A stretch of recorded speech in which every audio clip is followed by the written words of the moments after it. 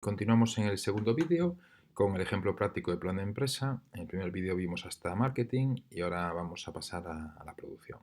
Entonces, en el apartado 10 tenemos producción y medios técnicos. Recordamos que pulsando aquí los enlaces, pues accedemos a explicaciones teóricas, al libro donde se explica cada cosa, ¿no? La teoría relacionada con este plan de empresa. Bien, entonces en localización aquí es muy importante el realismo. Entonces hay que buscar un local o una nave que sea real, que esté cercana al entorno del alumno. Me gusta mucho, por ejemplo, buscar en páginas pisos.com, Idealista, ver exactamente el local exacto, preguntar el precio, después en Google Maps poner la ubicación. Aquí también es habitual, incluso algunos ponen pues cómo estaría distribuida la oficina, cogen programas gratuitos de internet que hacen el plano por dentro, distribuyen las mesas, e incluso con programas tipo videojuego tipo Sims, también lo han hecho algunos años los alumnos con el Sims, pues hacen aquí simulaciones de cómo sería por dentro. Es importante que sea real lo que son los precios, los costes. Bien, y después aquí la página web, tuconfianza.com, aquí suele poner el enlace. Y la página web es importante que no se limite solo a hacer una web gratuita en un minuto en un sitio de Google o otros sitios que hay para hacerla, sino que tenga contenido. Y contenido quiere decir contenido trabajado, no una foto de un plato de comida, sino bien elaborado lo que es el target al que apuntamos. O sea, que no basta con... Porque ellos enseguida, los alumnos enseguida hacen un minuto un perfil en Twitter, en Instagram, en Facebook y creen que eso es la parte de redes sociales o de promoción. Y no, tiene que estar trabajada. Como ponemos aquí, cuanto más real la web y la presencia, mejor. Pero eso no se traduce solo en abrir perfiles y poner mensajes, sino un trabajo de fondo. Descripción del proceso productivo. Aquí, por supuesto, varía mucho. No es lo mismo contratar, como estamos diciendo, colaboradores para ir a cuidar ancianos o niños o a limpiar casas que una empresa industrial. Bien, y tenemos pues la fase uno, diseño y creación de la web, la convocatoria de colaboradores, las entrevistas, la campaña de promoción, solicitud de servicio. Aquí hay que hacer el esfuerzo de planificación de dividir lo que es el proceso productivo de nuestra empresa concreta, en qué número de fases, qué va a consistir cada una, etcétera. Organización, recursos humanos y forma jurídica. Esto normalmente es un punto que gusta mucho a los alumnos.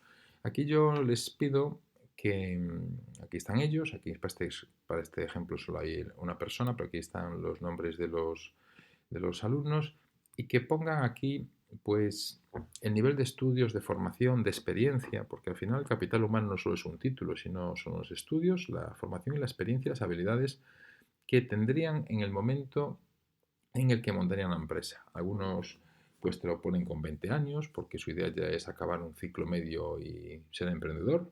Otros te lo ponen con 27 años, después de acabar un doble grado, hacer un máster y coger experiencia de un año trabajando en una empresa multinacional. Entonces aquí será un poco también eso, a yo cómo voy a ser o cómo me gustaría ser en el momento de montar mi empresa. Tenemos aquí que hay un administrativo secretario y colaboradores. La forma jurídica. Aquí hay que reflexionar un poco sobre qué forma jurídica hago, si la sociedad limitada, una cooperativa, autónomos, lo que sea. Y un esquema, un organigrama de lo que va a ser lo que va a ser mi empresa. Aquí es muy sencillo, puede ser más complicado según pues, el tamaño de la empresa. Y pasamos a la parte que está al final, pero no por ello es la menos importante, sino la más importante. Es habitual que al hacer los planes de empresa pues en las primeras partes se gasta mucho tiempo y mucha energía. Hasta hacer los folletos con los que voy a anunciar en el marketing, pues voy a hacer las campañas, el detalle que he comentado de diseñar planos y después llegamos a la parte más importante que son los números, porque al final los números tienen que dar. Tiene que dar lo que a mí me cuesta ofrecer mi producto, el precio que lo vendo y cubrir todo. Y yo tener un beneficio, o por lo menos un sueldo del emprendedor. Entonces, esta es la parte más importante, la que yo más valoro. Porque al final el emprendedor choca con la realidad. Cada día estamos viendo pues empresas que abren en nuestro entorno, nada más coger las estadísticas de lo que es la mortalidad de cuando se abren empresas en España el primer y segundo año, que es terrible, la mayor parte de ellas no pasan del segundo año. Entonces está muy bien estas campañas de promoción, digo, está muy bien por decir algo de hazte emprendedor, pero al final hay que tener una dosis de realismo, hacer muchos números, plantearse escenarios que pueden ser adversos, para que no suceda al final que nos demos un tortazo con la realidad y tengamos pues unos folletos muy bonitos, un diseño muy bonito, unas ideas muy bonitas y al final tengamos que cerrar con un agujero de 20.000 o 30.000 euros. Entonces los números es la parte más importante y que más hay que trabajar del proyecto emprendedor. Sí, la idea, el modelo de negocio es importante, pero al final los números. Hay que hacer un mayor esfuerzo en los números, que sean números reales y horizontes y expectativas reales. Y si montamos un bar pensando que nos va a entrar 1.000 personas al día a tomar café, pues puede ser que las 2 primeras semanas no entre nadie y que tardemos 6 meses en poder cubrir los gastos. Entonces es muy importante esto. Aprovechamos esta parte para repasar conceptos que hemos dado en las diferentes materias, conceptos de contabilidad, de finanzas. Entonces aquí tenemos las emisiones iniciales, equipos informáticos, la web, el mobiliario, cómo toda la estructura económica y cómo lo financiamos, qué aporta el socio y préstamos de familiares del banco. Aquí también es importante, pues cuando ponemos los préstamos, cómo se va a devolver, con intereses, sin intereses, cuando finalmente la familia, pues muchas veces pues una aportación sin intereses, a veces un interés mínimo o de mercado. Y el préstamo del banco tenemos que calcularlo. Vamos a buscar en internet a cuánto está el préstamo para una empresa, informarnos qué TAE tiene y cuánto nos va a costar al mes. Y esto vamos a meterlo como coste. Entonces es importante este realismo. A veces dicen, no, pues yo pongo 500.000 euros. Bueno, a ver, tiene que ser una estructura financiera realista y sobre todo tocando financiación exigible con bancos para también así que sea más realista y también así calcular mejor el coste real, el coste de oportunidad del dinero. Aquí construimos este balance, un ejemplo muy sencillo. Evidentemente no tiene nada que ver una asignatura de tercero de la ESO, Iniciativa Emprendedora, con una asignatura de ciclo superior de finanzas en el cual esto tiene que estar muchísimo más trabajado. En tercero de la ESO sí que este es el balance mínimo de diferenciar lo que es activo, neto y pasivo, que de hecho está en el currículo de IAE, está el construir estos balances así tan básicos. Y en segundo, en un ciclo superior de finanzas habrá que pedir ya pues muchísima más concreción. Bien, estudio de los gastos. Aquí cuanto más real mejor. Ya alguien que no te pone los suministros, que solo ve un tipo de gasto, seguros, etcétera, informarse bien de los seguros. Sorprende mucho cuando vienen algunos con trabajos muy buenos y pues eso, pues empresas que tenemos cerca, empiezas a ver detalles de lo que cuesta abrir la empresa cada día, de los gastos que tienen y, y te asustas. Entonces, cuanto más detalle en lo que son servicios profesionales, seguros, suministros, cuánto gasta un restaurante en luz, por ejemplo. Pues eso es muy importante que sea detallado. Y si es cuanto más real, más nota. Publicidad y las amortizaciones. Este es un concepto que para los alumnos, por ejemplo, de bachillerato o ciclos formativos superiores es muy sencillo de entender, pero ya en la ESO pues hay que explicarlo e ir al mínimo, tener en cuenta la amortización y su efecto fiscal. Estudio económico financiero, los ingresos. Bien, aquí de nuevo el realismo. ¿Cuántas horas voy a facturar? Vemos aquí en el gráfico, vemos cómo lo habitual en las empresas, que si funciona va de menos a más y se tarda en cubrir lo que es cubrir el punto muerto, alcanzar el punto muerto, alcanzar ese punto a partir del cual ya por fin hay supervivencia, los ingresos superan a los gastos. Y de esto de forma realista, por supuesto. Aquí en los resultados, tenemos los ingresos en los resultados. Haciendo doble clic, accederíamos aquí a la Excel incrustada y podríamos utilizar estas tablas. Aquí la vemos, nos enlaza con hoja de cálculo del plan de empresa y aquí podríamos cambiar los datos, simular, hacer las gráficas, ¿no? Están en función de estos datos, ¿no? Pues he puesto los enlaces y es útil tener el Word porque podemos pasar a ver cómo se calcula o incluso utilizarla si lo consideramos oportuno. Bien, seguimos en el Word, los resultados. Aquí se me ha desconfigurado un poco al abrir la hoja. Se me ha desconfigurado. Bueno, estos son los enlaces que siempre digo que hay enlaces a la teoría. Evidentemente, una cuenta de resultados analítica la podemos emplear en segundo bachillerato en ciclos formativos. En la ESO tiene muy poco sentido. Bien, entonces seguimos. Yo quería subir esto porque se me ha desconfigurado un poco para que me siguiera aquí. Al abrir la Excel se me ha movido un poquito. Ahora entra aquí. La empresa tarda tarda, me parece cuanto más lo arreglo, peor queda. Bueno, vamos a dejar así. La empresa tarda 18 meses en obtener beneficios. 18 meses. Esto es importante calcular el tiempo que nos va a llevar recuperar eso. O sea, recuperar los gastos y empezar a ganar dinero. Que 18 meses sería, pues, aquí lo tenemos, ¿no? A partir de junio del segundo año, los ingresos superan a los gastos. Aquí lo tenemos. Hasta aquí vemos al principio pues, cantidades muy altas cada mes. Es muy duro al mes ver que estás perdiendo dinero cada mes. Pero la expectativa es a partir del año y medio. Por eso un horizonte temporal mínimo deben ser pues, 2-3 años. 2-3 años. Y tener recursos para poder aguantar. De ahí viene la importancia de planificar bien la estructura financiera para poder aguantar este tiempo e incluso en un horizonte adverso que sea más tiempo. Bien, el flujo de caja. ¿Cuál es la diferencia con el flujo de caja? Esta distinción, por ejemplo, a nivel de eso no es tan importante. En cambio, a nivel de bachillerato, ciclo formativo, sí. La diferencia entre el ingreso y el cobro y el gasto y el pago. ¿Cuál es la diferencia? Pues cuando, por ejemplo, una empresa que vende libros, vende 10 libros, emite una factura, 10 libros por 10 euros, 100 euros. En ese momento, a nivel contable, se apunta un ingreso. Pero ¿cuándo se produce el cobro? El cobro se produce cuando el dinero de esa factura entra en la caja al banco de la empresa. Entonces hay muchas empresas que estos dos hechos son simultáneos. Cuando se produce el ingreso se produce el cobro. Pensemos, por ejemplo, cuando vamos a comprar a una gran área comercial como Carrefour, cogemos la Coca-Cola, la metemos en la caja, nos dan el ticket o la factura si la queremos y pagamos. Para Carrefour, ingreso y cobro es simultáneo. Pero para muchas empresas, no. Y a veces hay una diferencia de una semana, un mes o 3 meses entre que se ha producido el ingreso, que han prestado el servicio, han vendido el bien, han emitido la factura, aquí hay el cobro. Y según el tipo de empresa puede haber una gran diferencia.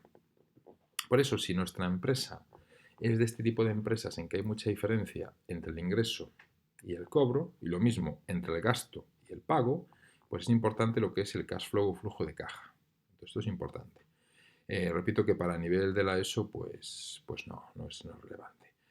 Y después utilizamos también el ejemplo para repasar conceptos importantes como el umbral de rentabilidad o punto muerto, con los costes, los sueldos que tenemos, que hemos estimado antes, pues calculamos el margen unitario, la diferencia del precio menos coste variable medio, vemos que es una media de entre 1 y 2 euros, y el umbral de rentabilidad. Como sabemos, la fórmula es costes fijos menos precio menos coste variable unitario, coste variable medio. Y nos da pues 52.200 horas al año. Entonces esto es un poco pues eso, orientativo para si yo no creo que voy a llegar a este nivel de 52.200 horas, pues algo tengo que cambiar, o reducir costes o aumentar ingresos. Entonces esto es muy importante, el cálculo del umbral de rentabilidad. Bien, y ahora vamos al estudio económico financiero, la selección de inversiones. De nuevo, este apartado, pues para la ESO, pues se puede comentar, pero no tiene el mismo nivel de elaboración que, por ejemplo, para segundo bachillerato, que sí que ya son, por ejemplo, conceptos que entran en la reválida, la BAU, el BAN, el TIR y el payback. Entonces lo calculamos con los datos anteriores, calculamos el BAN, estimamos una tasa de descuento, aquí, por ejemplo, suponemos un coste de capital de 2%, habrá que valorar si puede ser más o puede ser menos, la inversión inicial. El TIR, esto lo calculamos con aplicativos web o con Excel, que pones directamente los datos, bantir.com, hay varios, y te lo calcula, ¿no? También con Excel es interesante calcularlo en clase con los alumnos para que aprendan a manejarla, y es muy sencillo. Y el payback, que es cuando se termina de recuperar la inversión inicial de los 130.000 euros que nos da el tercer año. Bien. Y pasamos ya a partes que a veces gustan un poco más o más divertidas, pero insisto en que la parte numérica, lo que es el que sea lo más realista posible, lo más preciso, eso es muy importante porque está bien divertirse haciendo un plan de negocios, pero el objetivo al final es que sea viable conseguir la financiación y sobre todo si nosotros invertimos nuestro dinero de nuestra familia, tener las mayores posibilidades de sobrevivir. Entonces es importante esa parte financiera y la seriedad en ese trabajo de los números. Y tenemos el Canvas. El Canvas lleva utilizándolo años, se ha puesto muy de moda en los últimos 2 o 3. Y la verdad es que está bien porque es un resumen visual de muchas de las cosas que hemos trabajado antes. Aquí tenemos enlace a teoría de Canvas, a una plantilla en Word, enlace a ejemplos, que podríamos verlo. Y es algo que realmente le gusta a los alumnos, ¿no? El hacerlo. La verdad es que es divertido y también es, de nuevo, el hacer el esfuerzo de concretar mi segmento de clientes, a quién va ofrecido, las vías de ingreso. Es importante, nos hace repensar cosas el hacerlo. Y tenemos aquí se me ha movido, voy a bajarlo para aquí abajo, he dado el enlace, elevator page de alumnos, no lo que yo quería hacer, yo quería que esto bajara para que no, vale. Esto me ha pasado al abrir la Excel esa. Vosotros al descargar el Word no debéis de verlo así movido como me ha pasado a mí. Bien, esta planificación es muy importante. Eso es lo que yo después de explicar el plan de empresa, los alumnos, después de explicar página a página, como he hecho ahora, más o menos, después los alumnos, esta hoja que tiene aquí el enlace al Google Drive, que la pueden completar en Google Drive, incluso compartirla conmigo o descargarla en Excel como quieran, que se puede cubrir, pues esta hoja, ellos aquí ponen qué alumnos son los del grupo, del curso, y me la envían por correo electrónico, la comparten en Google Drive. También algunos lo prefieren hacer a mano, le sacan una foto y me la envían. Aquí ya, bueno, ya depende cada uno. Yo sí que me gusta tenerlas no en papel, sino tenerlas en formato electrónico para consultar después. Además, los papeles al final acabas con 2000 papeles y acabamos rodeados de papeles y de árboles talados. Bien, entonces esto es importante. Antes de empezar, hay que la planificación y la organización. De hecho, uno de los aspectos más importantes de la didáctica del plan de empresa es aprender a ser organizado, aprender a establecer una planificación, el trabajo en equipo de hacerlo y después la ejecución, porque no basta solo con planificar. Hay gente que es muy buena planificando, después hay que ejecutar y la función de control, ir verificando que lo planificado se ejecuta correctamente.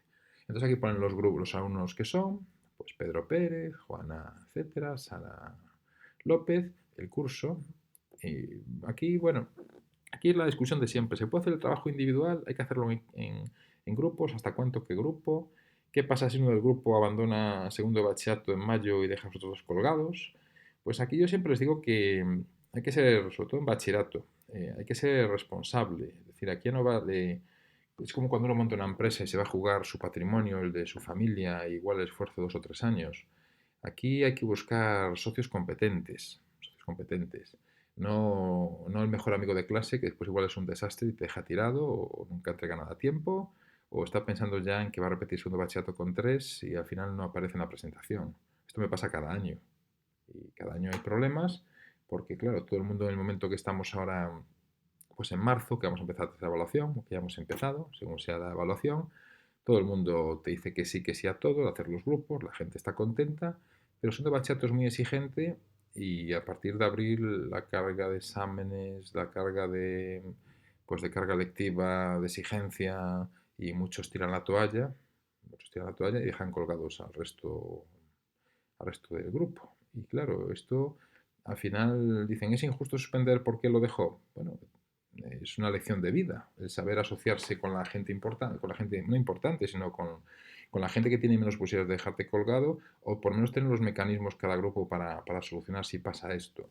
Entonces aquí es interesante para discutir esto en clase, discutir y debatir con ellos, ¿no? ¿Con qué voy a asociar? ¿Qué responsabilidades voy a pedirles? ¿Cómo vamos a controlar si hay problemas? Lo que se llaman las empresas el pacto de socios. También es una cosa recomendable antes de empezar una empresa, hacer un pacto de socios por escrito para solucionar en caso de que vaya mal, pues para solucionar qué pasa con la empresa, cómo se puede seguir o no el pacto de socios. Bueno, y ponen el curso.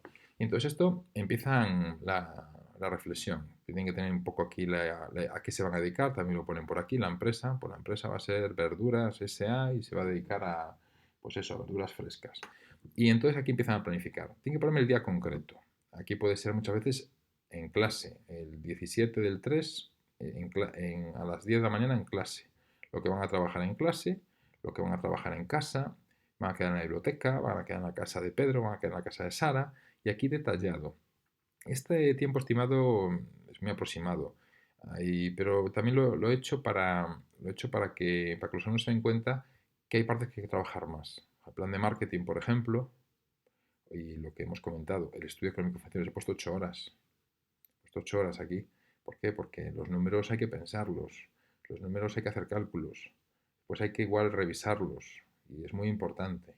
Entonces, es aproximado, pero sí que he puesto más peso aquí para que al hacer la planificación se den cuenta que no es lo mismo hacer un canvas o que poner los trabajadores que estas dos partes, ¿no? Que son las que más tiempo suelen llevar. Lo he ido modificando, había años que daba un poco menos de peso, otro más, y lo voy modificando según la experiencia de cada año. Después también tengo aquí un poco la puntuación aproximada. El documento básico, que sería este que he comentado en este vídeo, pues más o menos está sobre los 6 puntos. Hacerlo bien, hacerlo original, hacerlo trabajado. Y después lo que es el blog, site, redes sociales, un punto. Y aquí de nuevo, una cosa es abrir un Instagram, un perfil en Facebook, un site en Google, un blog que se abren en 30 segundos. Y otra cosa es que esto esté trabajado y sea coherente con el plan de empresa. Es que a veces no, yo hago el blog y tú haces lo otro y al final no tiene que ver una cosa con la otra. Entonces todo es importante, la coherencia y que esté trabajado. Y después tenemos aquí el vídeo de presentación de la empresa, que veremos ejemplos después en la página siguiente, 5 minutos, que salen los emprendedores exponiendo, tienen que salir ellos, ves la cara, exponiendo lo que es su idea de empresa. Un elevator pitch de 1 minuto y esto lo valoro sobre 2 puntos. Y lo veremos a continuación ahora. Y la presentación en público con el PowerPoint, tienen que hacer un PowerPoint o bueno, un PDF tipo PowerPoint, que sea visual. Y esta presentación en público, que tienen que venir todos los alumnos, se comenta. Intento que sea solo un grupo por hora, porque es importante que ahí no solo lo enseñen, sino que lo defiendan. Se les hace preguntas, etcétera. Y es importante esa defensa del trabajo. O sea, ahí también se ve el alumno que lo ha trabajado, que van bien coordinados y que se ha limitado a hacer partes aisladas o ha copiado o le han puesto su nombre y no saben ni de qué va la empresa. Entonces, esto es un poco, esta planificación es muy importante y sobre todo hacerla 1 o 2 días de clase y pensarlo mucho y que los alumnos planifiquen cada día, cada hora, cada lugar. Normalmente, como toda planificación, nunca se acaba cumpliendo, pero por lo menos el tenerla nos ayuda a saber por dónde vamos y sobre todo cuanto antes mejor. Hay alumnos, por ejemplo, que quedan en Semana Santa y adelantan casi todo el trabajo y pues se nota en que después tienen más tiempo para retocarlo y mejorarlo y ver si igual no les ha dado tiempo a hacer alguna parte bien. Y otros alumnos que lo hacen el último día y que sale una auténtica chapuza. Bien, aquí por último, porque esta es la última hoja ya, son los ejemplos. El elevator pitch, que fue una cosa que un año comenté en clase de forma casual, les puse, no, ahora ya me acuerdo, les puse este vídeo de la Caixa, que está muy bien, que es el del ascensor, de que la coach le explica a los chicos pues cómo convencer al inversor, y se lo puse. Y ese año, creo que fue en cuarto de la ESO, pues ese año, pues hace 3 o 4 años, ese año unos chicos de forma improvisada y por su cuenta me lo presentaron. Y lo me pasó con el Canvas, que también la primera vez yo lo expliqué y me lo hicieron unas chicas de segundo bachillerato y a partir de ahí lo fui introduciendo, primero como voluntario y después al final ya como obligatorio, porque cada vez me parecía más útil. Y entonces ellos hicieron el vídeo y a partir de ahí ya lo he puesto como obligatorio. Aquí hay un ejemplo de 2 alumnos míos que como lo hacen. Aquí, bueno, aquí hay muchísimas anécdotas. Por ejemplo, ves al final cómo hacen el vídeo y están cansados. Dicen, es que José, lo hemos tenido que grabar 20 veces. Cuando salía perfecto entraban en el ascensor. Entonces empiezan a pensar cuál es el mejor ascensor para ir, a qué hora, en casa de Pedro a las 2 de la mañana un martes. Y no, vamos a la Torre de Rosaleda, que es un edificio de 30 plantas, que hay, bueno, 30 plantas que hay en Ponferrada. Pues lo grabamos ahí que tenemos más tiempo por si pasa algo y aparte no hay vecinos. Entonces el Victor Pitch es muy interesante. También he pasado, recuerdo, unas chicas que lo grabaron en el centro comercial que hay en Ponferrada y claro, no habían pensado que hay que pedir permiso para grabar un centro comercial o para grabar una empresa y les perseguía el vigilante de seguridad, tuvieron que grabarlo con prisa. Bueno, esto da lugar a muchas anécdotas. Y este es el ejemplo de presentación de 5 minutos con una pizarra, no hace falta la pizarra, otros incluso les gusta ponerse traje o ir más arreglados, en plan más profesionales. La idea es que en 5 minutos con la cámara delante hay que presentar el proyecto. Y esto es otro enlace de la página esta de la Caixa, que es el mismo que el Editor Pit, que explican cosas interesantes de cómo presentarlo. A los chicos les gusta porque son adolescentes como ellos los que explican las claves y eso les engancha más que lo explique un consultor profesional de la escuela de negocios. Bien, pues con esto hemos terminado, voy a la primera página de nuevo, hemos terminado pues eso, un poco una reflexión sobre cómo hacer, o más bien cómo hacer, cómo yo he hecho estos años, hablamos de pues 7, 8, 9, 10 años, pues el ejemplo práctico de plan de empresa en secundaria, continuamente voy cambiando, modificando, cada profesor tiene que buscar un poco su manera, pero sí que hay que tender hacia el vídeo, hay que tender a utilizar pues eso, hojas de cálculo, hay que tender a Canvas, hay que tender a lo visual y poco a poco ir probando cosas nuevas cada año, porque a veces es muy ambicioso y no te da tiempo a hacer muchas veces lo que quieres hacer, depende también del tamaño del grupo, depende del interés del grupo, depende de muchos factores. Sabemos que cada aula es distinta, cada año es distinto e incluso cada profesor tiene años mejores, años peores o años en que tiene más tiempo para innovar o menos tiempo. Y con esto terminamos, espero que haya sido útil y recordad que podéis descargarlo en Word, que es interesante el Word por los enlaces, en el mismo vídeo o en mi blog josesande.com. Hasta la próxima.